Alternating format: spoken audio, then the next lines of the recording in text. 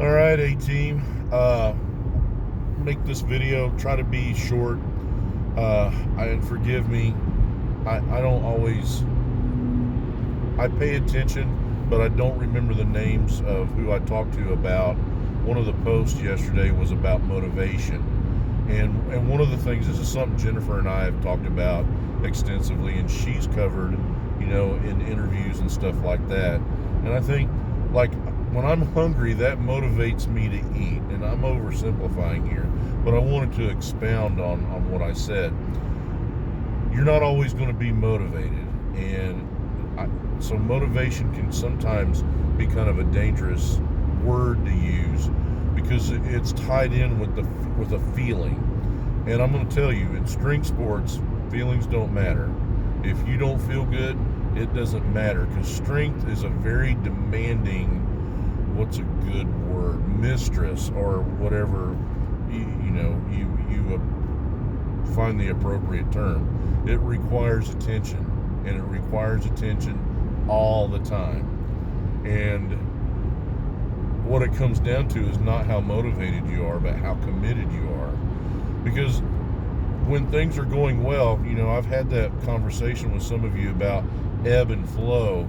When things are flowing, when it's simple, when it's easy, everybody wants to get in there and bust their ass and work hard. But, like for some of you, think about when you've gone through the process of losing weight or getting ready for a meet, and how much work and how much time it seemed like, how many times you had busted your ass so hard and no progress was coming. Well, that's called ebb. And motivation doesn't come into play. It's your commitment.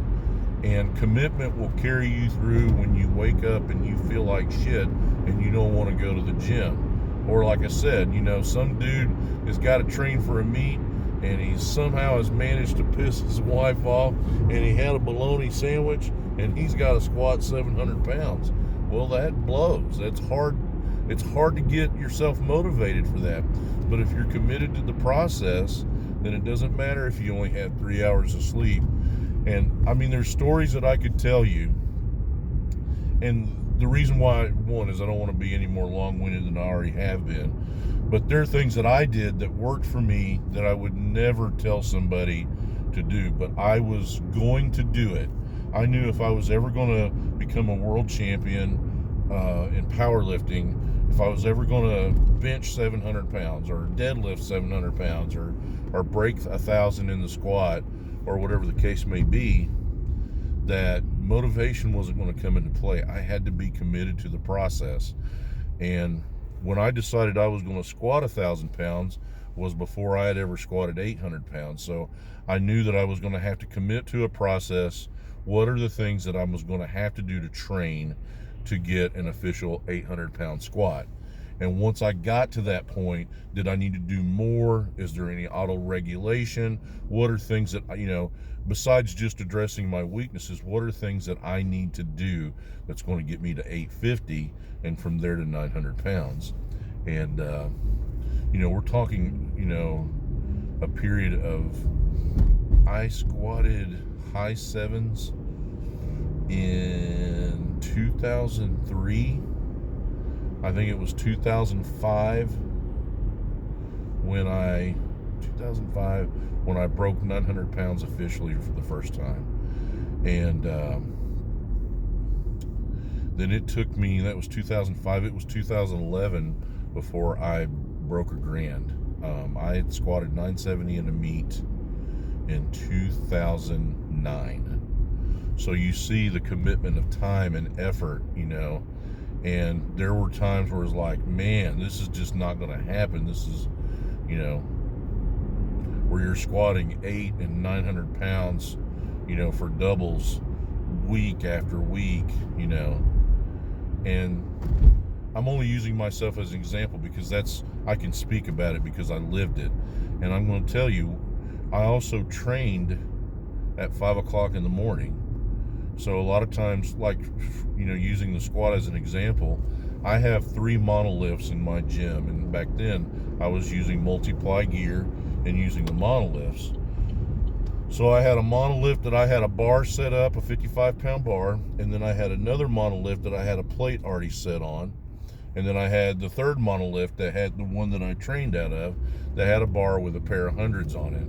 And in that way, I would get downstairs at 4:30 in the morning, which meant I had to get up between 4 and 4:15 because I'd get dressed and have something to drink and coffee and all that, and then I would head downstairs. And that way, by the time 5 o'clock rolled around and my guys were coming, I was usually at my warm up with 345 and putting a belt on and getting ready to get into the briefs prior to putting the suit on. Usually the guys showed up and their first order of business is they were getting ready to get into the bar. They would help me get into my briefs and then in my suit, and then we would go from there. And these sessions were long. I just want you to understand the commitment aspect. Every week for squat, 3 sets of 5 with the bar, 145 because it's a 55-pound bar for the plate. I'd usually do like 5, and then I would do 3 with 255, and then I would do singles, 345, 455, 545, 655, 745, and early in the training cycle, after 745, then it would go to whatever my working weight was until it got above 855.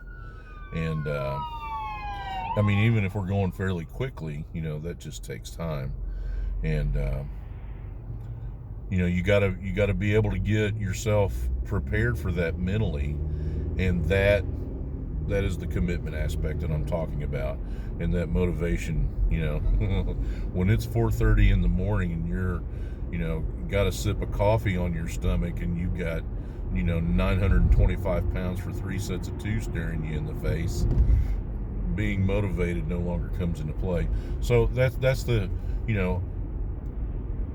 you can't become emotional. You can't become I want to feel good when I do this. Don't if you want to be strong and you want to be good, you want to be better than average, it requires a better than average effort. You have to make that kind of commitment and investment.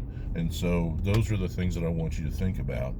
And it's a little bit different perspective. So again, there's things that I did that I would never tell anybody else to do, but it's what I had to do and what I needed to do for myself for me to be able to reach the goals that I did. So that's my insight on motivation versus being committed.